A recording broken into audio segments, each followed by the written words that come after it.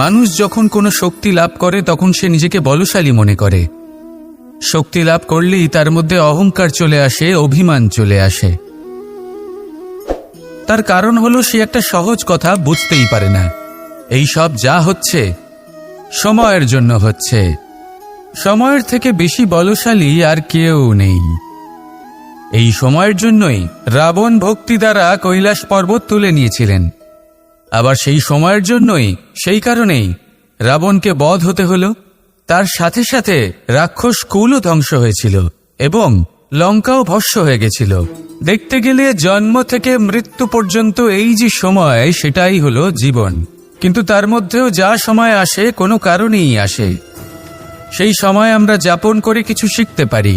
তাই আজ যে সময় আপনার হাতের কাছে আছে তাকে মুষ্টিবদ্ধ করে রাখুন, তাকে সামলে রাখুন, তাকে সংযত করে রাখুন, অনুভব করুন, তার থেকে কিছু শিখুন, তাকে কোনোভাবেই ব্যর্থ হতে দেবেন না। আর এটা জেনে রাখুন যে ভবিষ্যতে যা কিছু হতে পারে, যা কিছু হতে চলেছে, সেটা না আপনি জানেন আর না তা আপনার বশে রয়েছে। সেই জন্য আজ অহংকার বা অভিমান করে নিজের ভবিষ্যতের ক্ষতি করবেন না, সেই অনর্থক ঘটাবেন না। এটাই হলো সময়ের অর্থ। আসুন আমার সাথে ভালোবেসে বলুন, রাধা রাধা। খুব বড় একটা প্রশ্ন করতে চলেছি। এই সংসারের সব থেকে বেশি সুখী কে? এবার কেউ বলবে সেই ব্যক্তি যিনি সব থেকে বেশি ধনী, যার কাছে সব থেকে বেশি ধন আছে, আভূষণ আছে, স্বর্ণ আছে। কেউ বলবেন কোনো রাজ্যের রাজা, কারণ তিনি শাসন করতে পারেন, তার আদেশ ছাড়া কোনো কাজ সম্ভব নয়, ইত্যাদি ইত্যাদি। এর উত্তর যদি আমি দিই তাহলে এটুকুই বলবো, সংসারের সব থেকে সুখী ব্যক্তি হলেন তিনি যিনি সন্তুষ্ট। তার কাছে সন্তোষরূপী ধন আছে যা তাকে সুখী রাখে। এবার এই সন্তুষ্টি সেটা কিভাবে আসে জীবনে? এটা আসে ধৈর্যের কারণে। ধৈর্যের এই অনুভূতি অত্যন্ত শক্তিশালী। এই ধৈর্যই কিন্তু আমাদের ধরিত্রীকে ধরিত্রী মাতা করে তোলে। কারণ ধরিত্রী মাতা ধারণ করেন, সহ্য করেন, ধৈর্য ধরেন এবং নিজের কর্ম করতে থাকেন। সেটা ধৈর্যই ছিল মাতা সীতার মধ্যে, যা রাবণের অন্ত করে দিল। এই ধৈর্যের কারণেই নারায়ণ কুর্ম অবতার ধারণ করেছিলেন, বড় একটা পর্বতকে পৃষ্ঠে ধারণ করেছিলেন এবং সমুদ্র মন্থনকে সম্ভব করেছিলেন। সেই জন্য সর্বপ্রথম মনের মধ্যে ধৈর্যকে নিয়ে আসুন। এই ধৈর্যই আপনাকে সন্তুষ্টির পথে নিয়ে যাবে, আর এই সন্তুষ্টি আপনাকে লোভ, মোহ এবং লালসার পথ থেকে দূরে নিয়ে সুখের পথে নিয়ে যাবে। আর তখন এই মন প্রসন্ন হয়ে বলবে, রাধা রাধা। মানুষ চিরকাল বড় মানুষ হয়ে উঠতে চায়, সবসময় সেই নিয়ে কল্পনা করে। কিন্তু প্রশ্ন হলো এটাই যে মানুষ বড় কখন হতে পারে? যখন সে ধনী হয়ে ওঠে, নাকি যখন তার কাছে সম্মান থাকে, নাকি যখন রূপবান হয় বা অধিক শক্তিশালী হয়? মানুষ বড় মানুষ তখনই হতে পারে যখন বিপদের সময় সে অন্য কোনো মানুষের পাশে এসে দাঁড়ায়। তাই সর্বপ্রথম এইটা শিখুন। হয়তো এই জন্যই হনুমান শ্রীরামের কাছে এতটা বড়, আর হয়তো এই জন্যই বলরাম দাদা আমার কাছে এত বড়। যদি আপনিও জীবনে বড় হয়ে উঠতে চান, তাহলে কারোর সাথে তার দুঃখের সময়, তার সংকটের সময় তাকে সঙ্গ দিন আর পাশে এসে দাঁড়ান। এই মন প্রসন্ন হয়ে বলবে, রাধা রাধা। আমাদের জীবনে আমরা যখনই এমন কোনো মানুষের সাথে পরিচিত হই যে বয়সে, পদে এবং আর্থিক দিক থেকে আমাদের থেকে পিছিয়ে, তখন আমরা সবাই খুব হীন নজরে তাদের দিকে দেখি। মনেই করি না যে সেই ব্যক্তির নিজস্ব একটা অস্তিত্ব রয়েছে, তার নিজেরও একটা মাহাত্ম্য রয়েছে। আমাদের মনেই হয় না যে আমাদের সামনে দাঁড়িয়ে থাকার যোগ্যতা আছে তাদের। চলুন আপনাকে একটা প্রশ্ন করি, শূন্যের নিজস্ব মূল্য কোথায়? আপনি বলবেন কিছুই না। শূন্যের আবার নিজস্ব মূল্য কোথায়? কিন্তু যখন এই শূন্যই কোনো সংখ্যার সাথে এসে যুক্ত হয়ে যায়, কোনো অঙ্কের সাথে এসে যুক্ত হয়ে যায়, তখন তার মূল্য অনেক গুণ বৃদ্ধি পায়। অর্থাৎ এই শূন্যের মূল্য অবশ্যই আছে। আর আমাদের জীবনেও এমন কিছু ব্যক্তি থাকেন, তাদের দেখে মনে হয় যে এদের কোনো মূল্যই নেই, কিন্তু যখন এই ব্যক্তি কারোর সাথে এসে জুড়ে যান তখন তার মূল্য সেই ব্যক্তির বৃদ্ধি ঘটায়। এই সংসারে এমন কোনো ব্যক্তি নেই যার কোনো মূল্য নেই। যদি আমরা ধনুকের কথা বলি তাহলে তার জন্য একটি দড়ির প্রয়োজন হয়, যেটি প্রত্যঞ্চা হিসেবে ব্যবহৃত হয়। যদি এই প্রত্যঞ্চা না থাকে তাহলে ধনুকের কোনো মূল্যই থাকে না। যদি প্রত্যঞ্চা না থাকে তাহলে ধনুকের অস্তিত্ব অসম্পূর্ণ থেকে যায়। এই সংসারে যে কোনো ব্যক্তি হোক বা যে কোনো বস্তু হোক, প্রত্যেকের নিজস্ব একটি মূল্য আছে। তার সম্মান করুন, সামনে অগ্রসর হন, আর আমার সাথে ভালোবেসে বলুন রাধা রাধা। যদি আপনি নিজের জীবনে প্রকৃত বন্ধু নির্বাচন করতে চান তাহলে তার আগে দর্পণ আর ছায়া এই দুইয়ের বিশেষত্বর বিষয়ে জানাটা অত্যন্ত প্রয়োজনীয়। দর্পণ কি করে থাকে? যখনই আপনি দর্পণের দিকে তাকাবেন ও শুধুমাত্র আপনাকে সত্যের সাথে অবগত করাবে, ও আপনাকে কখনো মিথ্যে বলবে না। সেখানেই যদি ছায়ার কথা বলি তাহলে দেখুন ছায়া কি করে, সব সময় আপনার সাথে থাকে, কখনো আপনার সঙ্গ ত্যাগ করে না। এবার আপনার জীবনে যদি এমন কোনো বন্ধু আসে যে সবসময় আপনাকে সত্য কথা বলবে, আপনার অপগুণের বিষয়ে যদি আপনাকে বলে কিন্তু তাও সে সত্যিই বলবে, তাহলে তার উদ্দেশ্য কিন্তু আপনাকে দুঃখ দেওয়া নয়, সে আপনার অজ্ঞানতা, আপনার ভ্রম দূর করতে চায়। যদি আপনি কোনো অনুচিত পথে চলতে থাকেন তাহলে সে আপনাকে বাধা দিতে চায়। আর যদি সেই মিত্রই ছায়া সঙ্গীর মতো হয়, সে কখনোই সুখ দুঃখে আপনার সঙ্গ ত্যাগ করবে না। তার উদ্দেশ্য হলো সবসময় আপনাকে রক্ষা করা। তাই এরকম দর্পণ বা ছায়ার মতো কোনো বন্ধু যদি আপনার জীবনে আসে তাহলে তাকে কোথাও যেতে দেবেন না। সে আপনার জীবনকে সুখময় করে তুলবে। আর যদি আপনার জীবনে উপস্থিত বন্ধু এমন না হয় তাহলে তাকে নিজের থেকে দূরে করে দেওয়াই বাঞ্ছনীয়। তাহলে দর্পণ আর ছায়ার মতো প্রকৃত এবং ভালো বন্ধুকে নিজের জীবনে স্থান দিন, আর আমার সাথে ভালোবেসে বলুন রাধা রাধা। জল হলো জীবনের আধার। যদি জল না থাকে এই সংসারের জীবনের কোনো অস্তিত্ব নেই। এই জল হলো শুদ্ধ, পবিত্র। কিন্তু যখন এই জল পরিবেশের সংস্পর্শে আসে তখন ধুলো, ময়লা, কাদা এবং অন্যান্য বস্তু দ্বারা এই জল পূর্ণরূপে দূষিত হয়ে যায়। এবার যদি এই জলের শুদ্ধিকরণ করতে হয় তাহলে আমরা এই জলকে অস্থির হতে দিই না, তাকে স্থিরভাবে রেখে দিই। আর সেটা করলে সেই জল নিজে থেকেই সকল অশুদ্ধি ত্যাগ করে দেয়, নিজে থেকেই নিজেকে শুদ্ধ করে তোলে। এটা কিন্তু আমাদের মনের সাথেও হয়ে থাকে। এই সংসারে এত সমস্যার সম্মুখীন হয়েও কোথাও না কোথাও আমাদের এই মন মলিন হয়ে যায়, এতে নেতিবাচক ভাব জাগ্রত হয়। সেই মুহূর্তে আপনি কোনোভাবে রাগ করবেন না, মন খারাপ করবেন না, তাড়াতাড়ি কোনো সিদ্ধান্ত নেবেন না, কোনো প্রতিক্রিয়া দেবেন না। শুধু নিজের এই মনকে শান্ত করে রাখবেন, শান্ত মনে দিন যাপন করবেন। যদি এটা করেন তাহলে আপনি নিজে থেকেই বুঝতে পারবেন যে কি কি অশুভ ভাব আপনার মধ্যে জাগ্রত হয়েছে আর কি কি শুভ চেতনা আপনাকে জাগ্রত করতে হবে। আপনি নিজে থেকেই এমন পথ খুঁজে পাবেন যার দ্বারা এই অশুদ্ধি আপনি ত্যাগ করতে পারবেন। আসুন আমার সাথে ভালোবেসে বলুন রাধা রাধা। প্রারম্ভ শূন্যের দ্বারা হয়ে থাকে, তা সে ব্রহ্মাণ্ডই হোক, পৃথিবীই হোক, আদি ইত্যাদিই হোক। সবাই নিজের অস্তিত্ব শূন্য থেকে লাভ করে। এই শূন্য যার নিজের কোনো অস্তিত্ব নেই, কিন্তু সে সকলকে অস্তিত্ব দান করে থাকে। আমাদের এই শূন্যের মতো হতে হবে। যে আমাদের সাথে যুক্ত হবে তাদের অস্তিত্ব অনেক বেশি প্রখর হবে, বিশাল হবে, শ্রেষ্ঠ হবে। কিন্তু যেই আমরা তাদের থেকে দূরে যাব তারা আমাদের উপস্থিতির আভাস পাবে, আমাদের গুরুত্ব বুঝতে পারবে। শূন্যই হলো সূত্রপাত, শূন্যই হলো সমাপ্তি। শূন্যকে কেউ যতই ছোট মনে করুক কিন্তু এই শূন্য অত্যন্ত গুরুত্বপূর্ণ। তাই এই শূন্যের মতো হয়ে উঠুন আর আমার সাথে ভালোবেসে বলুন রাধা রাধা। এই জীবন আসলে কি? আমরা কারা? আমাদের অস্তিত্ব আসলে কি? পঞ্চতত্ত্ব দ্বারা নির্মিত আমাদের এই শরীর। আর এর মধ্যে পরমাত্মার একটি অংশ আত্মারূপে বসবাস করে। আর যখন এই জীবন সমাপ্ত হবে তখন আমাদের আবার এই পঞ্চতত্ত্বের মধ্যে বিলীন হয়ে যেতে হবে। এটাই সত্য। এবার অনেক মানুষ আছেন এমন অনেক চেষ্টা করতে থাকেন এমন কর্ম করার যাতে এই সংসার তাদের চিরস্মরণীয় করে রাখবে।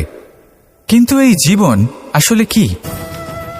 সেই সময় যখন আমরা নিঃশ্বাস নিই, আমাদের হৃদস্পন্দন হয়, আমরা যে মুহূর্তগুলো যাপন করি, এবার এই মুহূর্তগুলিতে আমরা কি করব সেটা অত্যন্ত গুরুত্বপূর্ণ।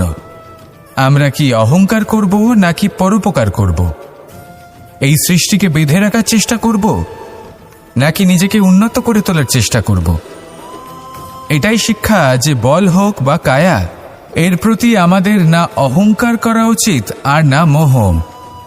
শুধু প্রত্যেকটা মুহূর্ত প্রেমময় হয়ে বাঁচুন আর ভালোবেসে বলুন রাধা রাধা। প্রয়াস, পরিশ্রম, এই শব্দগুলি শুনতে হয়তো ছোট মনে হয়, কিন্তু এর মূল্য অনেকটাই অধিক। এবার প্রয়াসও কিন্তু দুই ধরনের হয়। একটা প্রয়াস তাই যা আমরা নিজের মন থেকে, অন্তর থেকে সমগ্র শক্তি দিয়ে করার চেষ্টা করি। এবারে এই প্রয়াস প্রচেষ্টার নামান্তর। কিছু প্রয়াস এমনও হয় যেমন দ্রুত ক্রীড়া খেলা। মানুষ বলেন আজ একটু প্রয়াস করি, একটু দ্রুত ক্রীড়া খেলেই দেখি, যদি বিজয়ী হই তবে ভালো ব্যাপার, যদি না হই তবে আর কখনো খেলবো না। এটাও কিন্তু প্রয়াস, কিন্তু এই প্রয়াস পরিশ্রম নয়। পাণ্ডবদের দেখুন, ওনারা যখন পরিশ্রম করেছিলেন তখন খাণ্ডবপ্রস্থকেও ইন্দ্রপ্রস্থ বানিয়েছিলেন। দ্রুত ক্রীড়া খেললেন, সেই মুহূর্তেই ইন্দ্রপ্রস্থ হারিয়ে ফেললেন। পরিশ্রম করলেন, সগৌরবের রাজা হলেন। দ্রুত ক্রীড়া খেললেন, তখন এক মুহূর্তে রাজা থেকে নিঃস্ব হয়ে গেলেন। সারমর্ম এটাই যে দ্রুত ক্রীড়া কখনো কখনো আপনার মিত্র হতে পারে, কখনো সে আপনাকে বিজয়ী করতে পারে, কিন্তু প্রয়াস এবং পরিশ্রম যখন একসাথে মিলিত হয় তখন তা সর্বদাই আপনার সাথে থাকে। প্রয়াস করতে থাকুন, পরিশ্রম করতে থাকুন, আর আমার সাথে ভালোবেসে বলুন রাধা রাধা। আমি এইভাবে প্রত্যেকদিন নিজের সাথে কিছুটা সময় অতিবাহিত করি, সুচিন্তা করি, কারণ আমি এটা মনে করি যে আমার প্রতিদ্বন্দ্বী অন্য কেউ নয় বরং আমি নিজেই। আর আমি চেষ্টা করি যে আমি যেন নিজেকে নিজের থেকে বেশি শ্রেষ্ঠ করে তুলতে পারি। তাই প্রতিদিন আমি আকলন করি নিজের কর্মের, যে কাল আমি কি উচিত করেছি কি অনুচিত করেছি, যে ভুল আমি করেছি তা আজকে কি করে শুধরে নিতে পারি। যে শ্রেষ্ঠ কর্ম আমি কাল করেছি আজও সেই শ্রেষ্ঠ কর্ম আমাকে করতে হবে।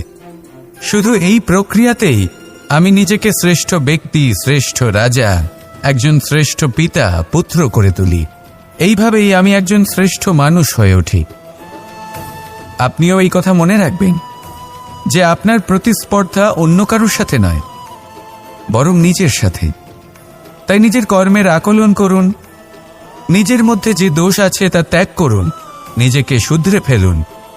এই মন সবসময় সুপ্রসন্ন থাকবে এবং লক্ষ্য প্রাপ্ত করে বলবে রাধা রাধা। কখনো কোনো পাখিকে দেখেছেন? যখন সে প্রথমবার উঠতে চেষ্টা করে সে বাসা থেকে মাটিতে পড়ে যায়, কিন্তু সে হার মানে না, চেষ্টা করতে থাকে, করতেই থাকে, ডানা ঝাপটাতে থাকে, আর তারপর সে উড়তে শেখে।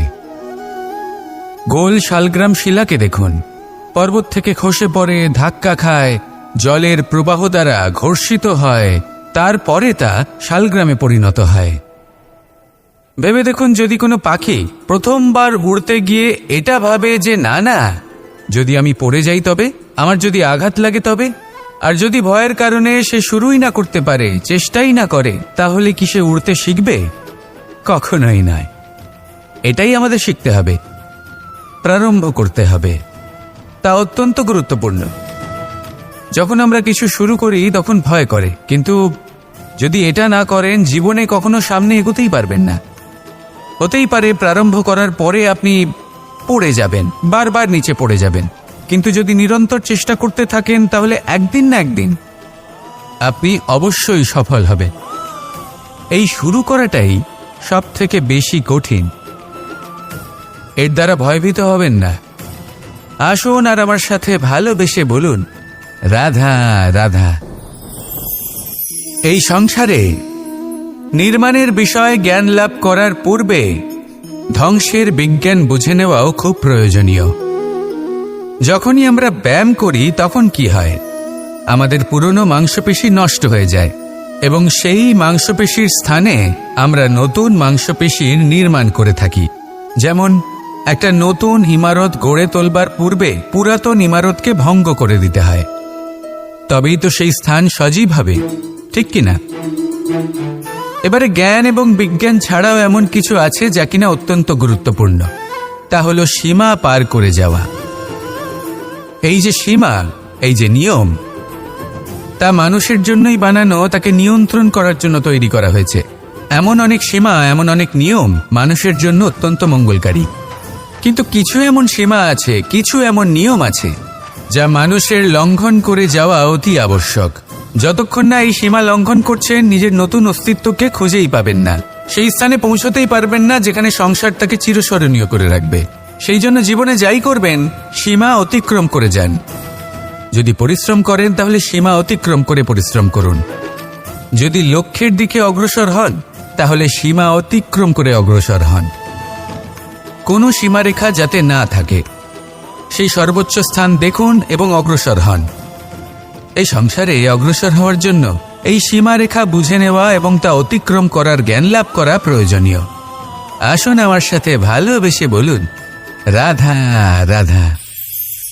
জ্যোতিষ একটা বিদ্যা, এ হলো একটা বিজ্ঞান। যে নক্ষত্র দশায় আপনি জন্মগ্রহণ করেছেন, যে স্থানে আপনার জন্ম হয়েছে, এগুলো আপনার জীবনের দিশা স্থির করার ক্ষেত্রে গুরুত্বপূর্ণ ভূমিকা পালন করে।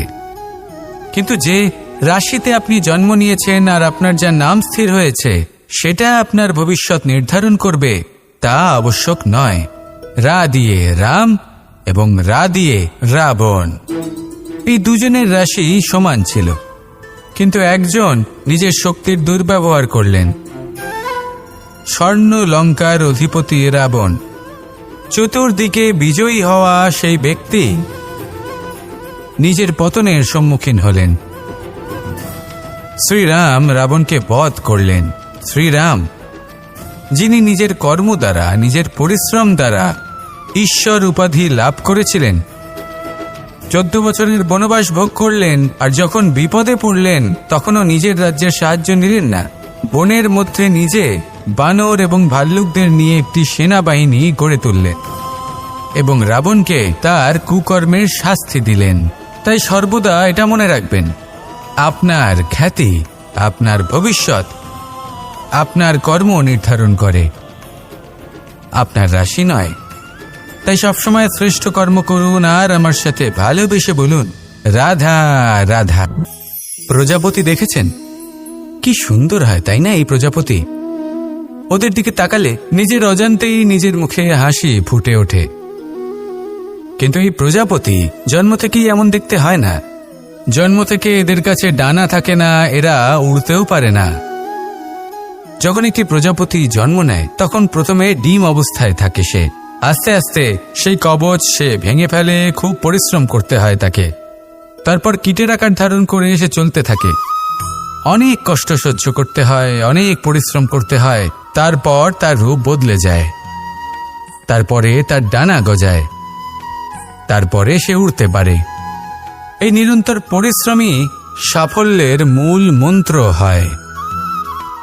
কখনো কখনো প্রতিভাও কম পড়ে যায় যদি নিরন্তর পরিশ্রম না করা হয়, যদি সমর্পণের ভাব মনে না থাকে, দৃঢ় নিষ্ঠা না থাকে। আর কখনো কখনো সেই ব্যক্তি যার মধ্যে বিশেষ প্রতিভা থাকে না, সেই ব্যক্তি নিরন্তর পরিশ্রম করে, নিজের মনে সমর্পণের বোধ জাগিয়ে তোলে, দৃঢ় নিষ্ঠার সাথে কর্ম করে আর সাফল্য লাভ করে। সেই জন্য আপনি জীবনে যেখানেই পৌঁছে যান না কেন, নিরন্তর পরিশ্রম করতে থাকুন। তবেই আপনার ভবিষ্যৎ রঙিন প্রজাপতির মতন গগনচুম্বী হবে। তবেই এই সংসার আপনাকে দেখবে এবং নিজের অজান্তেই এই সংসার নিজের মুখে হাসি ফুটিয়ে তুলবে এবং এই সংসার আমার সাথে ভালোবেসে বলবে, রাধা রাধা। আপনি কখনো কাউকে পর্বতে আরোহণ করতে দেখেছেন? বা আপনি কখনো নিজে কোনো পর্বতে আরোহণ করেছেন? করে থাকলে আপনি এই বিষয়ে অবশ্যই জানবেন যে যখন আমরা শিখরের দিকে এগোই, ওপরের দিকে এগিয়ে চলি, তখন আমাদের একটু ঝুঁকে পথ চলতে হয়। তখনই আমরা সেই পর্বত আরোহণ করতে পারি।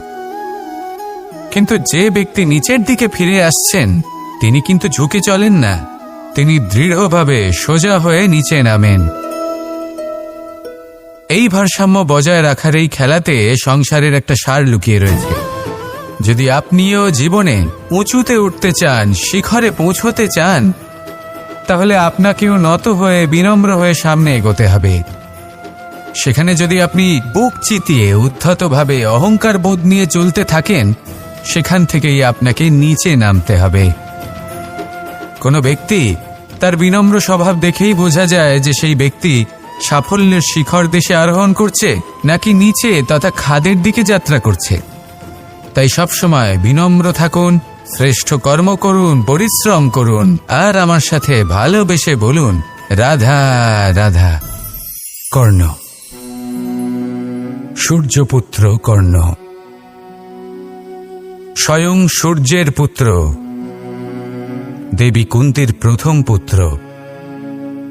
সেই কর্ণ যার একটি বাণ আমার রথকে, সেই রথ যার উপর মহাবলী অর্জুন বিরাজমান ছিলেন, যার পতাকায় স্বয়ং হনুমান ছিলেন, সেই রথকে তার একটি বাণ ধসিয়ে দিতে পেরেছিল। দৈব কবচ কুণ্ডলধারী কর্ণ, সেই কর্ণ যুদ্ধক্ষেত্রে নিজের সমাপ্তির সম্মুখীন হলেন। কারণ কি ছিল? নির্বাচন। দুর্যোধনের সাথে বন্ধুত্ব রাখার জন্য তার অনুচিত কর্মে কোনোদিন কোনো প্রতিবাদ করেননি, তাকে সঙ্গ দিয়েছেন এই নির্বাচন। যখন দ্রৌপদীর বস্ত্রহরণ হচ্ছিল, তখন তাকে বাধা দেওয়ার বদলে নীরব থাকার নির্বাচন, তার বিরোধিতা কখনো না করার নির্বাচন। এই নির্বাচনই কারণ হয়ে দাঁড়ালো কর্ণের পতনে। এই সংসারে সবার উপকার আপনি স্বীকার করতে পারেন, তাকে সম্মানও করতে পারেন, কিন্তু তার সামনে এতটাও নত হবেন না যে নিজের অন্তর্মনের কথাটা আপনি শুনতে না পান। নির্বাচন যদি ধর্মসঙ্গত হয়, তবেই তা শুভ হয়। আসুন আমার সাথে ভালোবেসে বলুন রাধা রাধা।